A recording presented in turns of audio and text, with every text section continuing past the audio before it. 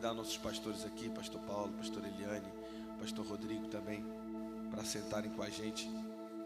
Pega a sua Bíblia aí no seu lugar.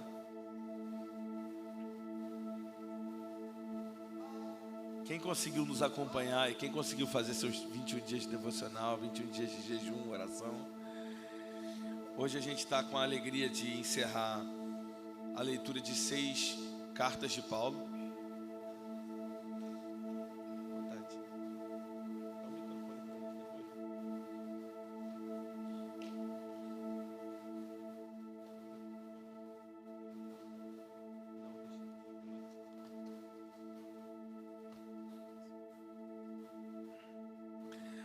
Vamos ler um livro inteiro da Bíblia hoje. Meu Deus. Filemão é mole, né, gente? Pessoal, eu quero avisar os músicos do louvor que a igreja vai fazer uma votação para o louvor ser só assim agora.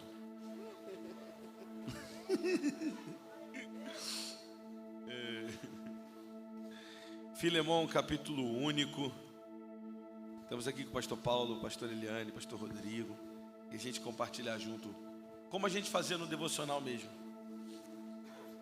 compartilhando. Coloca aí no chat quem está.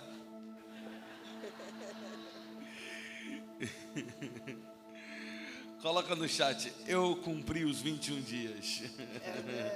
Eu venci os 21 dias. Vamos?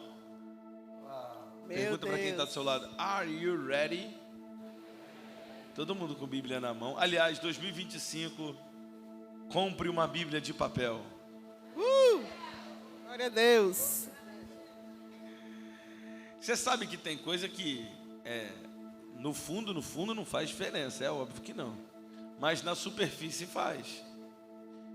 Se eu fizer meu devocional em casa, no meu computador, minha filha não sabe se eu estou jogando um jogo, assistindo um vídeo, trabalhando ou fazendo um devocional. Mas se ela me vê com minha Bíblia na mão, ela sabe que eu estou lendo a palavra e ela vai me imitar. Então que 2025 seja o ano de você voltar à sua boa e velha Bíblia de papel. Não necessariamente porque faça alguma diferença espiritual na sua vida, mas faz diferença no exemplo. Vamos voltar a ter um povo carregando um livro preto por aí, sabe?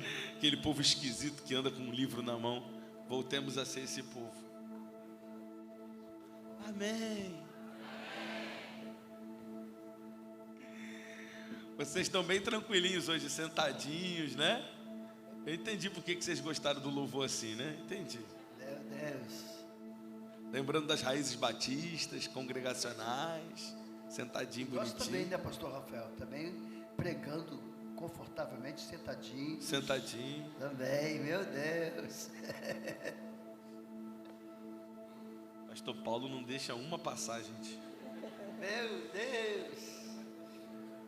Eu vou ler a primeira porção e aí a gente abre para a gente comentar junto.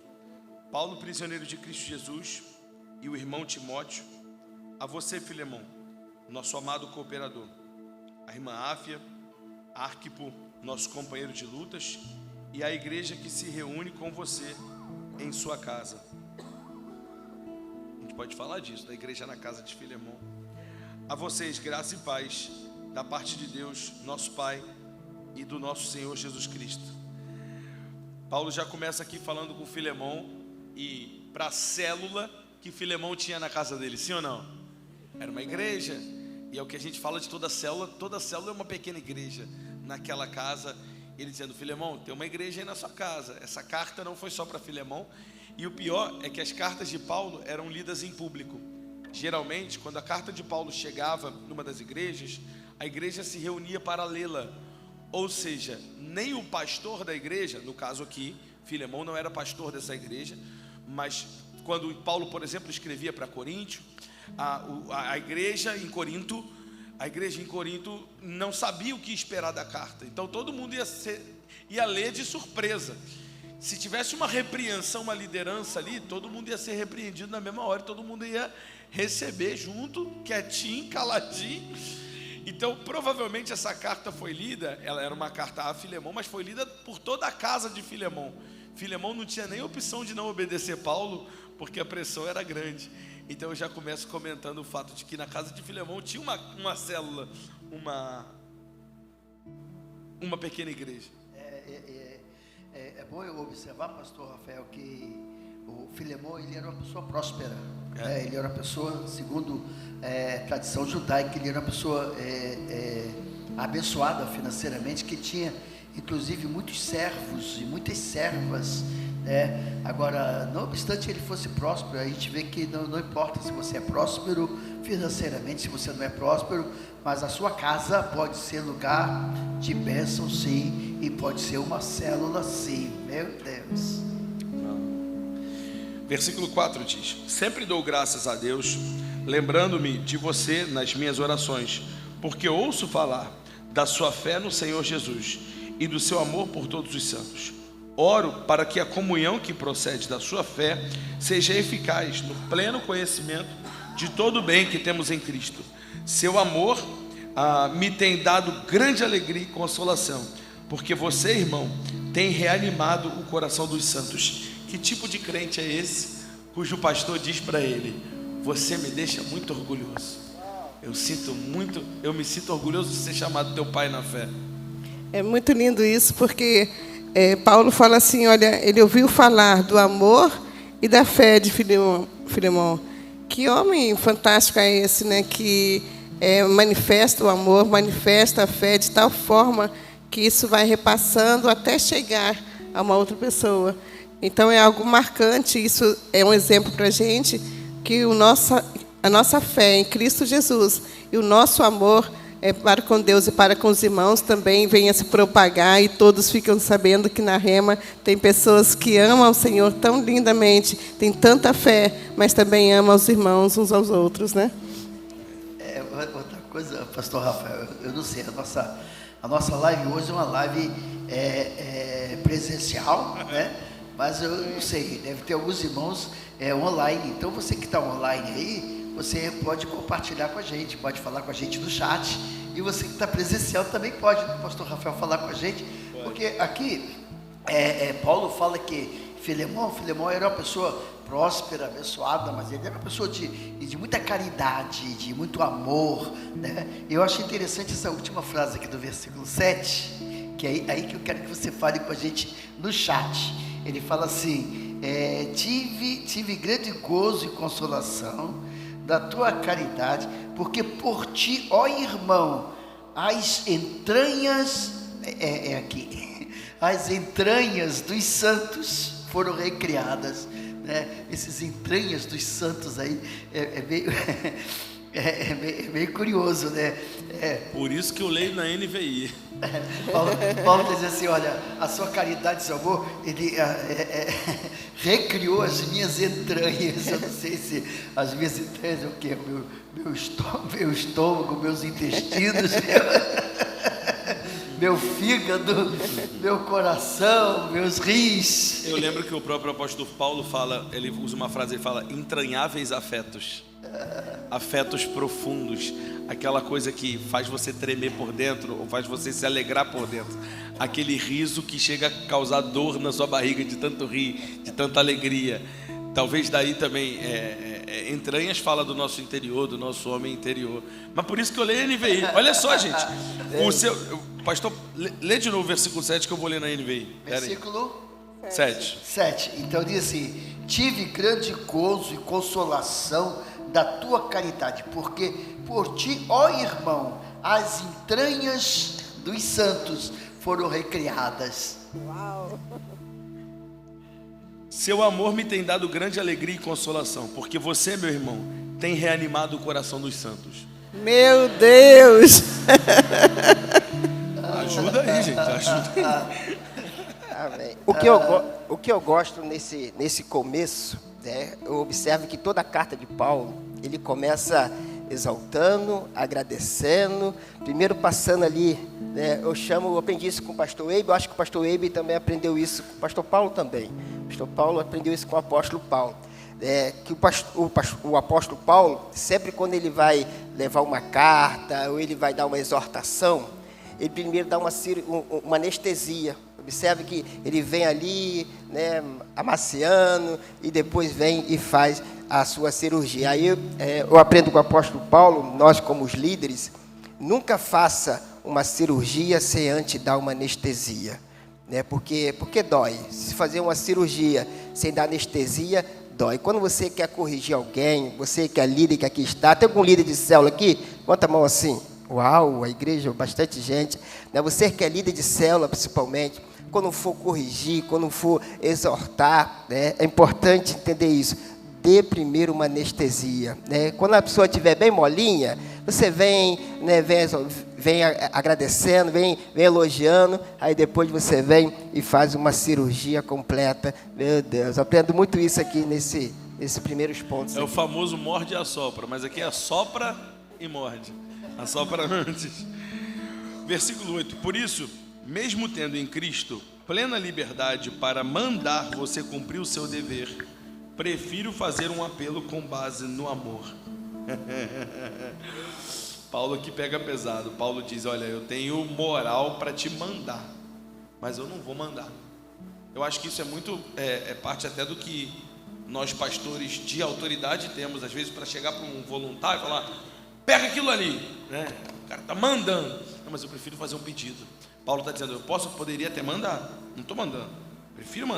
Poderia mandar, mas eu prefiro fazer um apelo com base no amor. Eu, Paulo, já velho, agora Paulo começa a pegar no emocional também de Filemão. Eu, Paulo, já velho, e agora também prisioneiro de Cristo Jesus, apelo em favor do meu filho Onésimo, que gerei enquanto estava preso.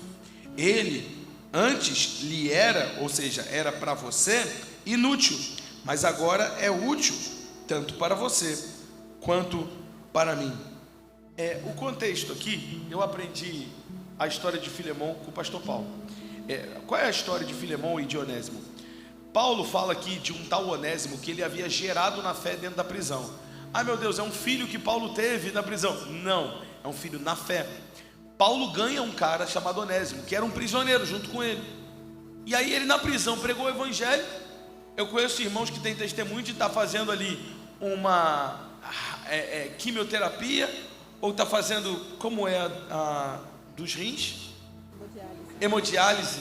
A gente teve testemunho da irmã Veraci durante muitos anos, fazendo hemodiálise e pregando o evangelho para quem fazia hemodiálise junto com ela. Então ele preso, pregando para quem está prisioneiro, e Onésimo se converte. Nessa que Onésimo se converte, chega a hora de Onésimo ser liberto. Acabou a pena de Onésimo. Paulo continuaria preso, mas Onésimo seria livre. E Onésimo confessa para Paulo: Paulo, só tem um problema. Lá fora eu tenho certas pendências. Uma delas é que eu era servo, eu era escravo de um homem chamado Filemão. Só que eu fugi dele. Aí, para dar um contexto para a igreja, eu falei isso durante o devocional dos 21 dias, inclusive. Toda vez que você vê na palavra a escravidão do povo hebreu, é diferente da escravidão que a gente está acostumado a ver, por exemplo, no período colonizador aqui no Brasil. Na Bíblia, naquela época, no povo hebreu, não havia a escravidão baseada em raça, era baseada em dívida. Então, eu te devia um dinheiro, não tenho como pagar, vou trabalhar para você de graça. Por exemplo, se você perguntasse para Jacó, ele diria para você: sou escravo de Labão. Você, como assim escravo? Porque estou trabalhando 7 anos de graça para pagar por um dote de casamento que não tenho dinheiro para pagar. Quero casar com a filha dele, tenho uma dívida de dote, mas não posso pagar, então eu pago com o meu trabalho. Por isso que a Bíblia tem recomendações como, por exemplo, escravo, ame o seu senhor e sirva-o como quem serve a Deus. Que isso, pastor? Como assim? Um escravo? Não era o contexto colonizador. Então aqui, Onésimo, ele havia fugido de uma dívida que tinha com Filemão. E aí quando Onésimo confessa isso para Paulo, Paulo fala: faz o seguinte. Acho que caiu alguma fase aí, mas fica tranquilo. Paulo fala para ele: não, faz o seguinte, olha só, você vai voltar lá para Filemão. Aliás, o que a gente percebe é que talvez Onésimo nem sabia que Paulo conhecia Filemão no primeiro momento. Mas Paulo fala: olha, esse Filemão, a quem você deve um dinheiro, eu conheço, e também é irmão na fé.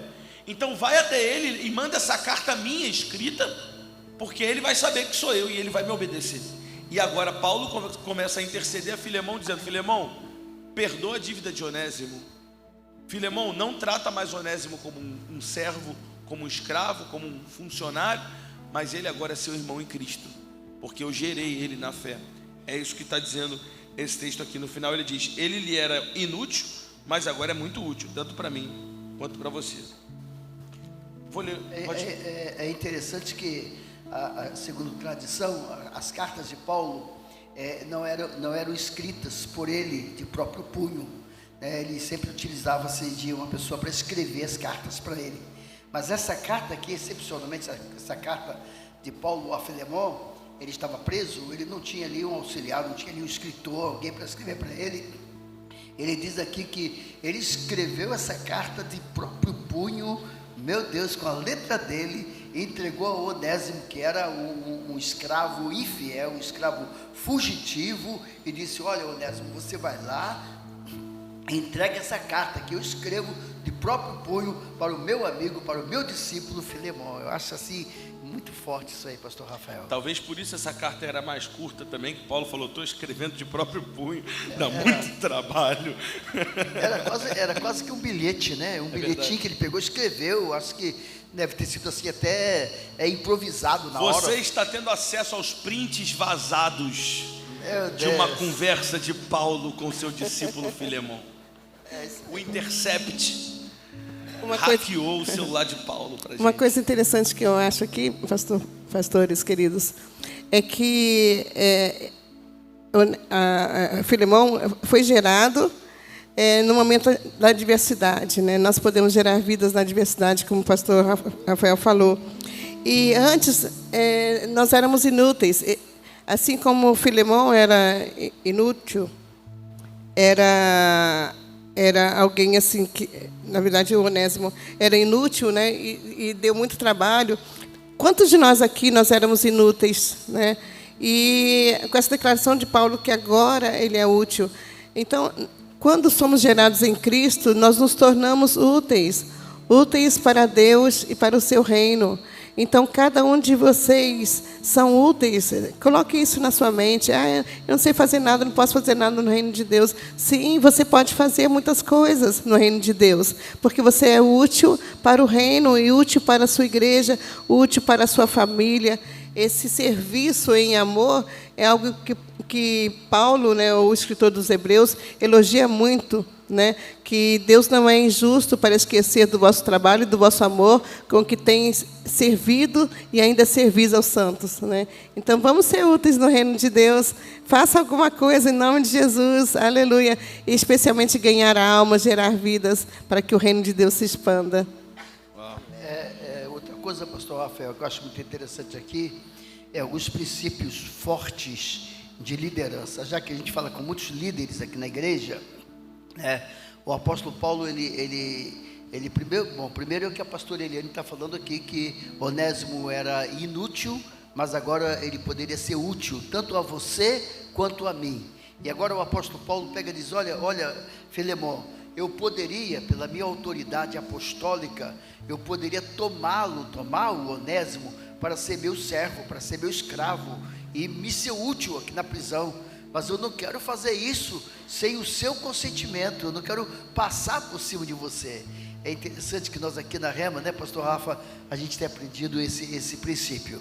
Quantas vezes nós como pastores, temos aqui na nossa igreja líderes de células, líderes de ministérios, do voluntariado, e obreiros, né? E a gente fala: bom, eu como pastor, eu posso pegar e fazer isso, e mudar isso aí. Mas a gente, meu Deus, com esse princípio, né, de honra àqueles que são no trabalho dos voluntários. É interessante que Paulo aqui no versículo 14, posso adiantar aqui, pastor Rafael? Com certeza. Né? Vamos ler do 12, que a gente lê até chegar ao 14? Sim, vamos lá então. Versículo 12 então.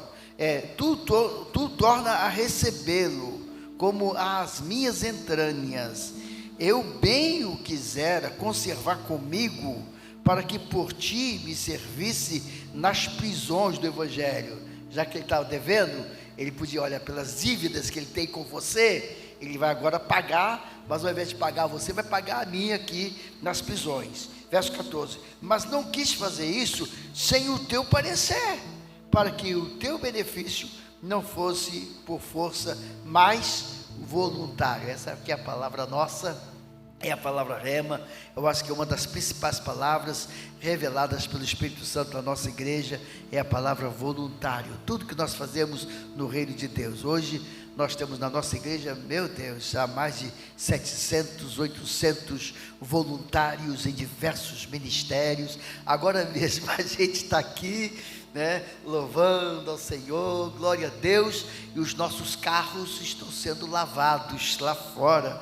Meu Deus, mas que igreja nenhuma acontece isso, né? O grupo de voluntários do Docmus estão lavando os nossos carros, dando banho de shampoo, dando polimento, meu Deus, isso gratuitamente. Claro, eles pedem uma oferta para ajudar o Ministério Docmus, e nós vamos ofertar com muito carinho, vamos ofertar até mais do que o que nós pagaríamos nos lava-jatos por aí. Mas o que eu quero falar, o que eu bato aqui, é que Deus tem nos ensinado esse princípio fundamental do reino de Deus, do Evangelho, que é o princípio da voluntariedade. Tudo que nós fazemos na igreja, nós ofertamos voluntariamente, nós dizimamos voluntariamente, nós servimos voluntariamente, a gente vem para a igreja e faz visitações e ministérios voluntariamente. Meu Deus, o que me chama a atenção aqui nesse, que a gente já acabou de falar, é essa aula de diplomacia que o apóstolo Paulo nos dá. Ali no 8 e no 9 é uma grande aula. Mesmo que eu pudesse, mesmo que eu tenha essa autoridade, de te mandar, eu te peço. Isso, nós temos aprendido isso sim, com nossos pastores. O pastor Rafa tem muito disso. Pastor Rafa, pastor Paulo, de quantas das vezes esses homens já me pediram, com toda a autoridade que eles têm sobre a minha vida, mas eles nunca mandaram em mim. Pelo contrário, sempre ali com todo carinho, com todo amor. Então, essa aula de diplomacia do apóstolo Paulo. E uma outra coisa que me chamou a atenção foi o que a pastora Eliane falou, sobre Onésimo. Quando Onésimo ele teve esse encontro com Paulo, se não me engano, em Roma, Paulo estava preso.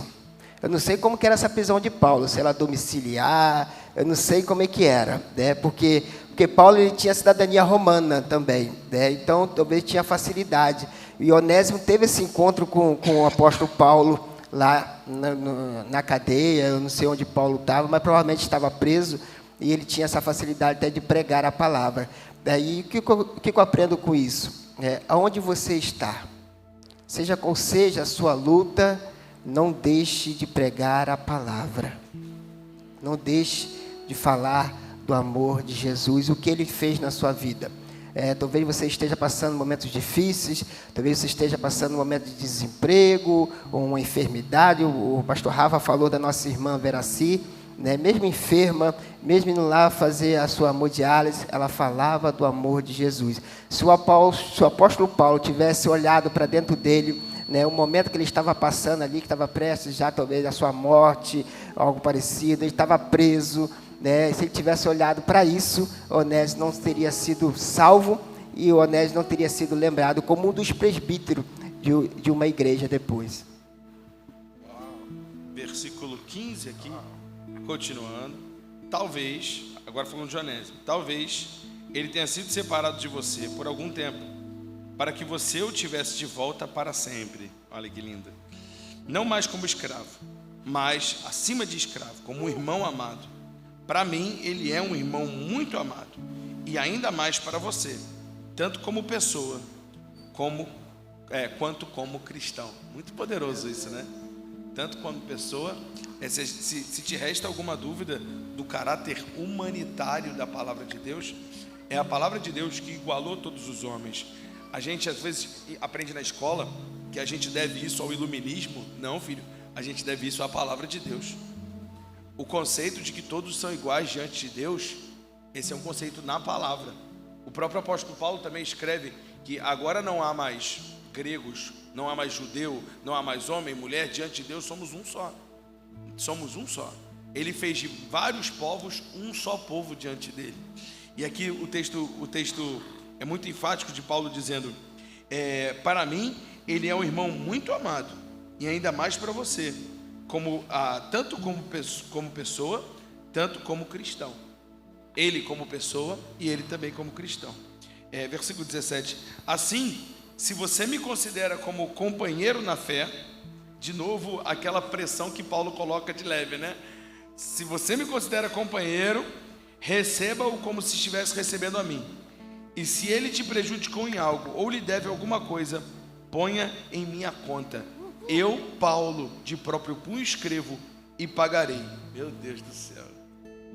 Você tem um amigo assim, que compra teu BO, não estou falando só de dinheiro, mas que compra tua briga, que compra teus problemas junto com você, que fala, mano, teu casamento está passando por um perrengue, vamos fazer uma campanha de oração junto?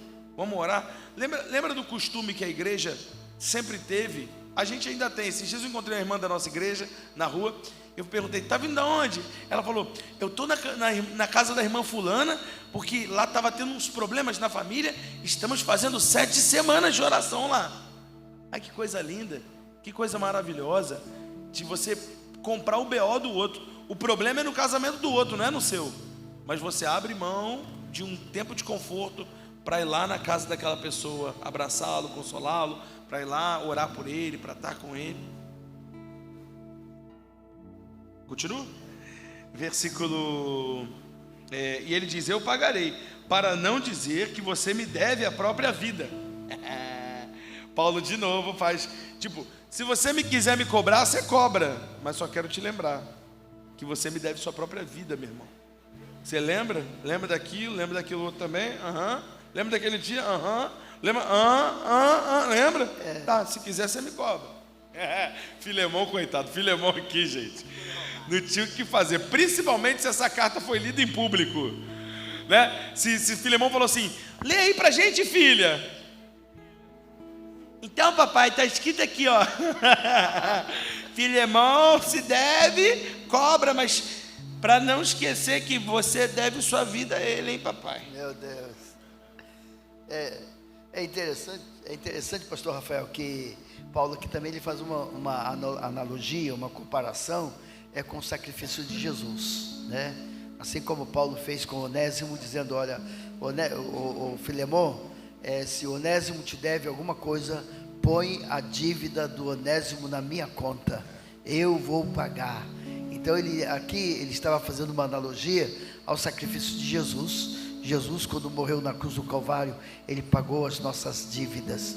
Há um versículo lá em Gálatas, parece-me que a Bíblia diz que ele rasgou a cédula que era contra nós. É como que se nós tivéssemos uma promissória, é como que nós tivéssemos uma duplicata lá no céu, pendurada no prego, né? Coloca no prego, é uma frase antiga, né?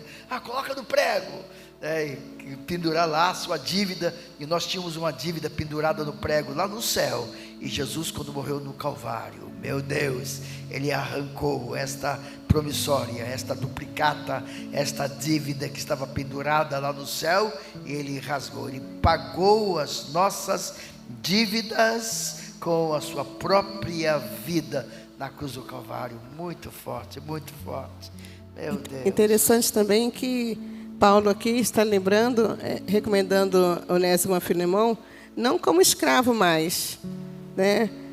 Aqui fala, mas como irmão amado. E isso é muito lindo porque nós, às vezes, vemos as pessoas conforme elas eram no passado. E nós temos que ver as pessoas como estão agora, dando frutos do reino de Deus, sendo lapidado. Então, aqui mostra muito bem Paulo lembrando que, às vezes, podemos automaticamente estigmatizar. O Filemão poderia estigmatizar, e vendo ainda Onésimo como escravo, como servo, né? E achando que ele deveria fazer isso ou aquilo, ou devia alguma coisa. Mas quando Paulo alerta isso, a visão de Filemão é mudada. E aí passa a vê-lo como irmão, como alguém de grande valor no reino de Deus, como alguém que é tão útil, a ponto de Paulo, na prisão, recomendar com tanto carinho acerca de uma pessoa. E assim, queridos, nós temos que ver os nossos irmãos, ver a cada um, não pelo passado, não pelo que fizeram, pelo que eram, ou pelas falhas que talvez, porventura, possa ter, mas quem essa pessoa é em Cristo Jesus. Aleluia. E o quão útil essa pessoa poderá ser nas suas orações por você, na cobertura, na comunhão, na solidariedade. Então, queridos, isso é muito bom a gente ver o irmão como um dos nossos, em Cristo Jesus. Versículo 20, depois do apóstolo Paulo dizer, olha, você me deve sua própria vida? Sim, irmão, eu gostaria de receber de você algum benefício por estarmos no Senhor. Reanime meu coração em Cristo.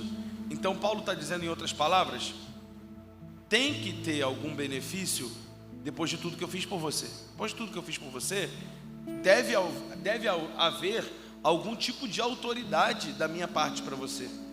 Você deve me considerar. Então ele diz, reanima meu coração. Estou achando que você não vai obedecer o que eu estou falando, não é possível. Reanima meu coração. Deve haver algum benefício depois de tudo que eu já fiz por você, Filemão. Então ele diz, versículo 20, sim, irmão, eu gostaria de receber de você algum benefício por estarmos no Senhor. Reanima meu coração em Cristo. Eu queria receber esse benefício. Aliás, deixa eu falar rapidinho sobre o benefício da dúvida.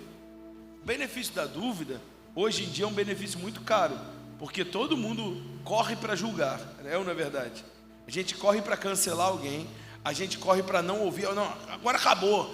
Depois que eu fiquei sabendo do que fulano fez, eu não quero mais nem papo com ele, não quero aquele cara mais na minha casa. E aí, por causa da cultura do cancelamento. Agora, já parou para pensar em dar o benefício da dúvida? Às vezes até para a sua liderança, às vezes para a sua esposa, para o seu marido, para os seus filhos. Dá o benefício da dúvida. Talvez não seja verdade. Talvez não seja verdade. E assim, olha, eu sou o último a dizer isso assim. Sei lá, se a professora do seu filho deu um feedback sobre seu filho, provavelmente é verdade. Na maioria das vezes é verdade. Mas às vezes você pode observar alguma tendência ruim, seja no trabalho, na escola do seu filho, alguma tendência da parte de alguém de perseguição. E você fala assim, tem alguma coisa errada aqui. Dá o benefício da dúvida. Filho, você fez isso? Papai, eu juro, papai, eu não fiz. Às vezes, já aconteceu, minha filha já mentiu na cara dura para mim, de uma coisa que eu sabia que ela havia feito. E eu fiquei ali até ela falar a verdade. Ela começou a chorar. Aí ela admitiu, papai, eu preciso falar a verdade. Eu fiz aquilo que eu estava dizendo que não fiz. Então, mas dá o benefício da dúvida. Às vezes até para um irmão em Cristo, alguém contou uma fofoca para você, e você já... será que foi mesmo? Nem foi. Satanás é muito sujo, ele espalha a mentira. Quem acredita é a gente. Quem é bobo é a gente. Então dá o benefício da dúvida. Às vezes não é verdade. Às vezes é só uma... Às vezes até o benefício da dúvida no seu coração com o tratamento. Por exemplo, alguém falou de um... Ô irmão, você quer dizer lá? Poxa, falou daquele jeito. Dá o benefício da dúvida que aquele irmão podia estar no mau dia também, de que podia estar na pressa, de que podia... Pode ser que você também não tenha entendido. Pode ser também que você é dodói demais. Dá o benefício da dúvida que talvez não seja bem assim, né?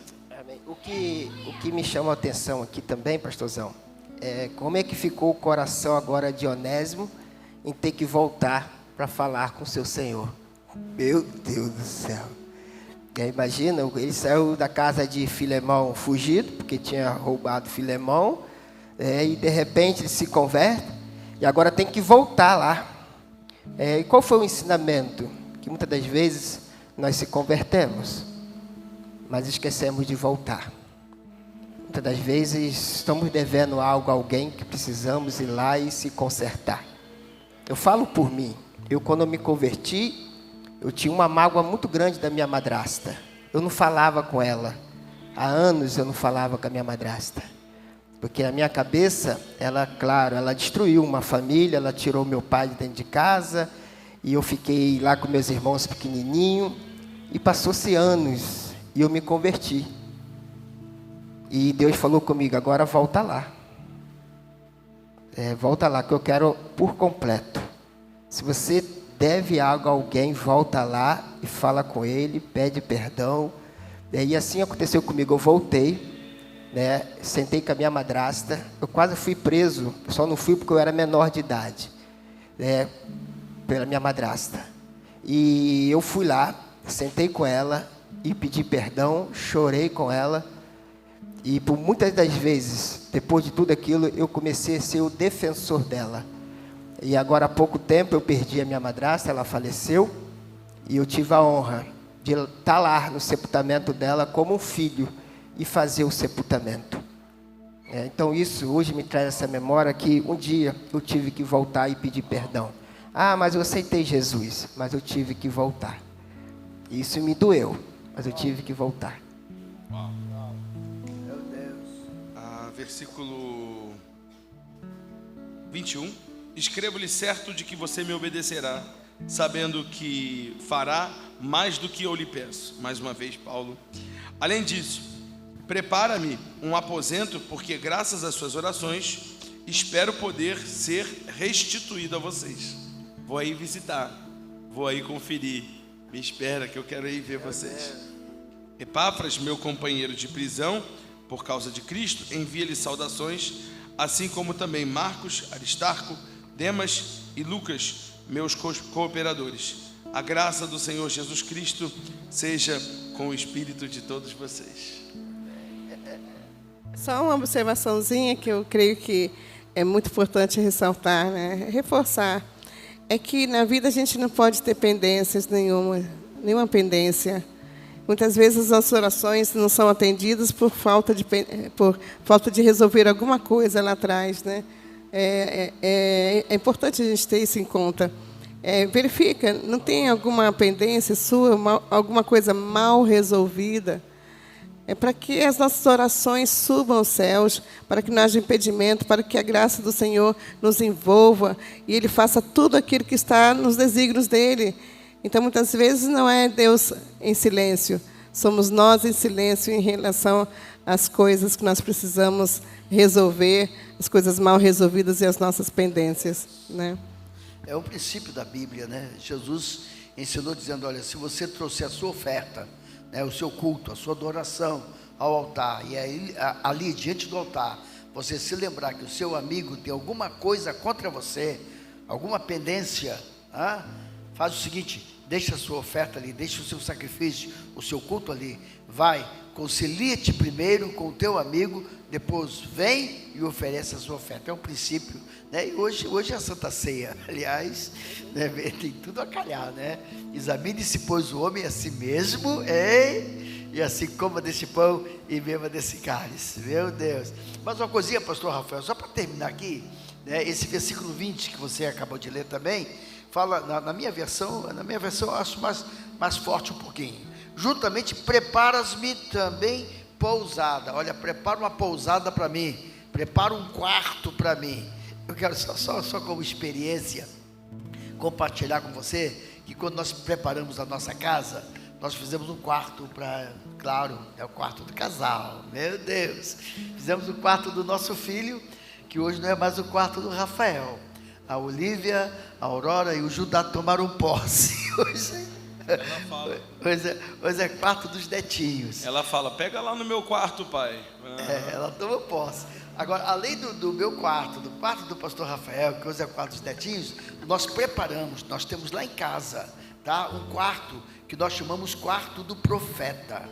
Esse quarto do profeta é um quarto que nós separamos com cama, com ar-condicionado, com armários, com frigobar, prontinho, preparado para receber os profetas de Deus que vêm de outras terras. Por exemplo, o Peter Kujodi, quando vem aqui na nossa igreja, passa 5, 10, 15, 20, 30 dias aqui, ele fica nesse quarto do profeta, onde lá ele tem toda a liberdade, tem um frigobar. No frigobar a gente orienta a nossa ajudadora lá para levar sempre uma bandeja com frutas, com suco, tá? Porque nós entendemos que quando nós servimos uns aos outros, nós estamos servindo a Deus. Então Paulo, aqui na sua autoridade, ele disse, olha, Paulo estava preso, né? Eu estou preso, tá? Mas eu tenho esperança que pela oração de vocês, eu vou sair dessa cadeia. Uau! Eu vou sair desse presídio. E quando eu sair desse presídio, eu vou ter com você aí na sua casa. Então, preparas-me pousada. Uau! É o quarto do profeta lá, foi o profeta Eliseu. Pastor Paulo está falando isso hoje porque ele quer ganhar um voucher no aniversário dele. Então um voucher. pronto, preparas-me pousada. Preparas-me, aí não é pousada, preparas-me uma pousada. Prepara-me um resort. Meu Deus. Amados, você acabou... Olha, aperta a mão de quem está do seu lado e fala: parabéns. Você acaba de completar 21 dias de oração. Hein?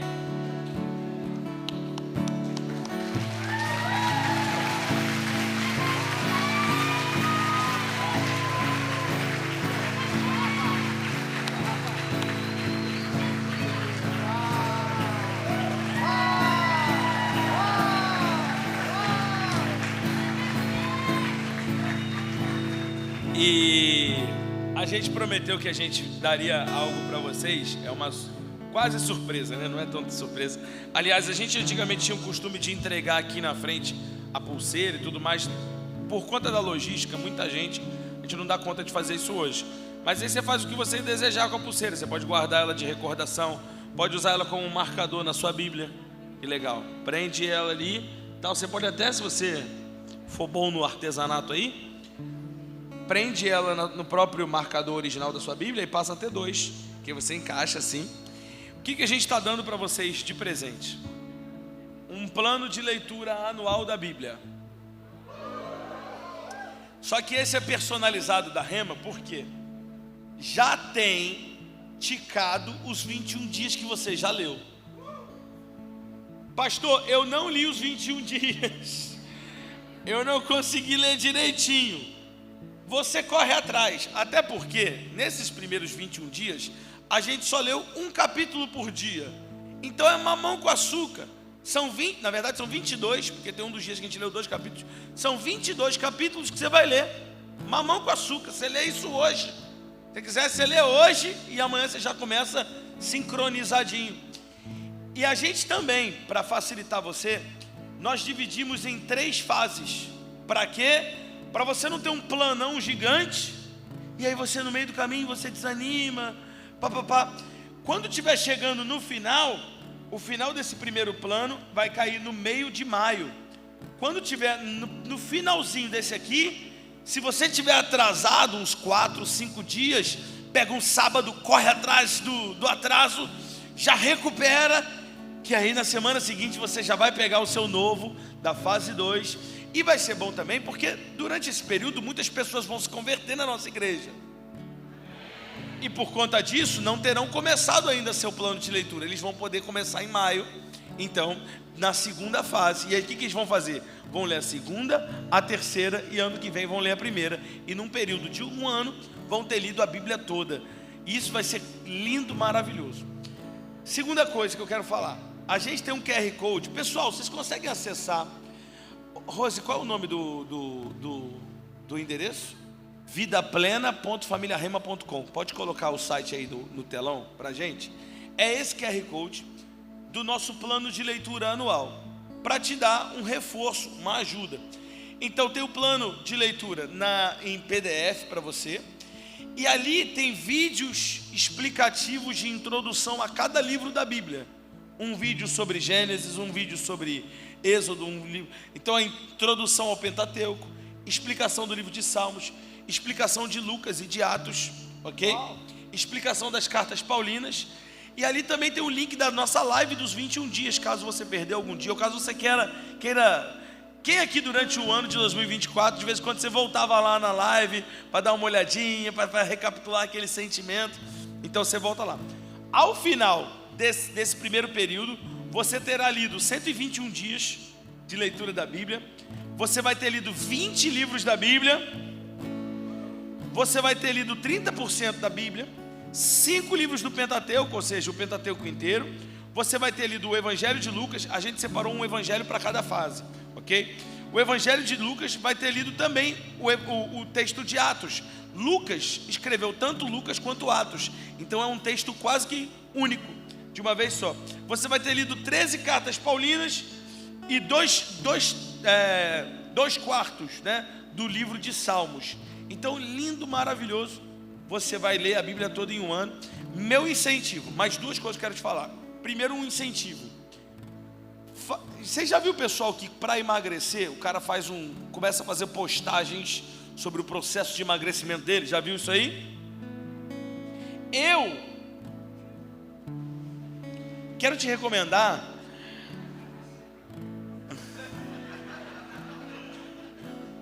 a fazer o mesmo a respeito do seu processo de leitura da Bíblia.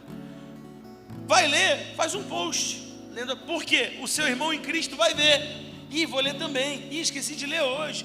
Comenta sobre isso na sua célula. Líderes que estão aqui, incentive. E aí, gente, todo mundo acompanhando o nosso plano de leitura anual. Você que é líder tem que ser exemplo. Como a gente diz, escadaria se lava de cima para baixo.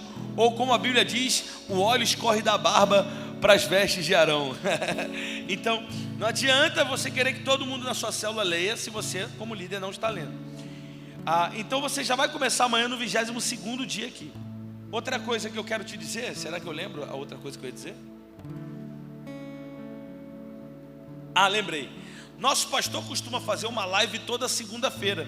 E a gente está tentando organizar para que a live da segunda-feira fale de um dos textos lidos durante aquela semana. Então, se você quiser acompanhar meio que um check-up, como é um...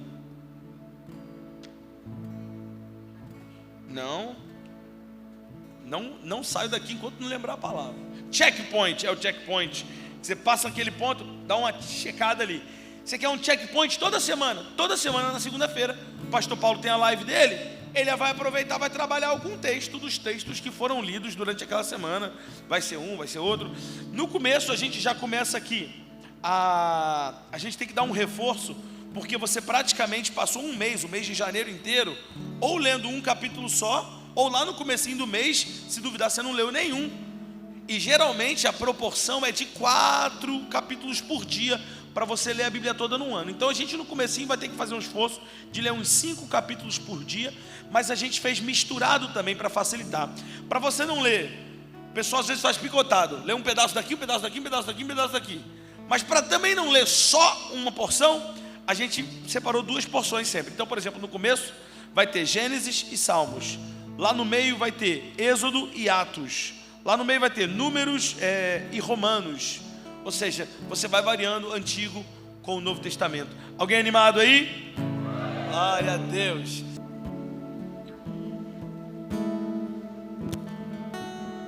Quão formoso és, Rei do universo, sua glória enche a terra e enche o céu. Quão formoso és, Rei do universo, tua glória enche a terra e enche o céu.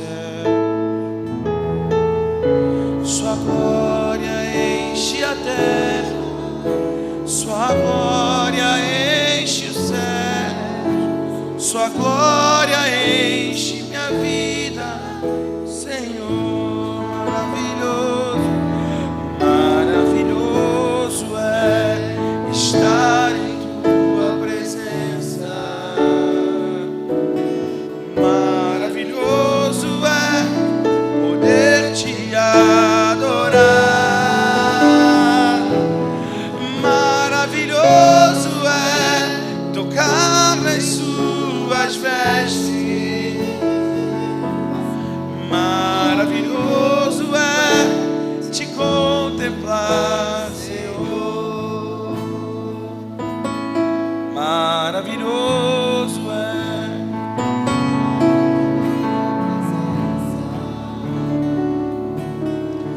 Maravilhoso é poder te adorar.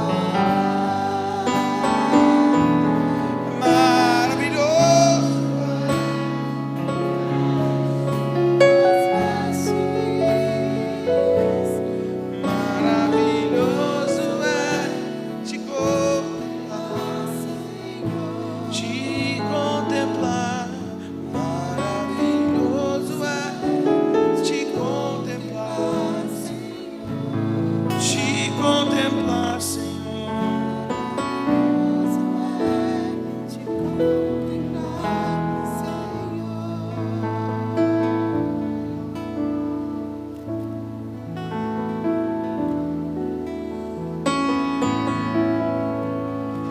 recebeu ainda o card? Aqui na frente.